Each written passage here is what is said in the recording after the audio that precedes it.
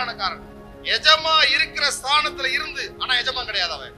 எஜமான் இருக்கிற ஸ்தானத்துல இருந்து எஜமான் எப்படி அந்த வேலையை செய்வாரோ அதை போல, இன்னும் நல்லா சொல்ல போனா அதை விட அதிகமாக செய்வோம் தான் இந்த உக்ரானக்காரன்.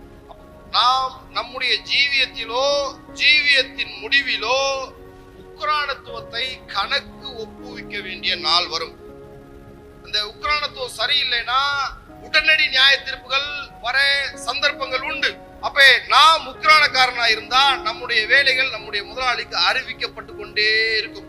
இல்ல எனக்கு முதலாளி இல்ல, நான் தான் ராஜா, நான் தான் மந்திரி, எல்லாம் நான் தான். கர்த்தர் கணக்கு கேட்கிறவனா. அநேக பள்ளிக்கூடங்கள்ல பார்க்கலாம், இன்ஸ்பெக்ஷன் வரும்பொழுது ஒரு மாதிரி கிளாஸ் எடுப்பாங்க. இன்ஸ்பெக்ஷன் முடிஞ்சுனா அவ்வளவுதான், பிள்ளைங்களை கண்டுக்காம விட்டுருவாங்க. அநேக அலுவலகங்கள்ல ஆடிட்டிங் பேர்ல எவ்வளவு பொய் கணக்கு, எவ்வளவு ஏமாற்று, எவ்வளவு பித்தலாட்டம்.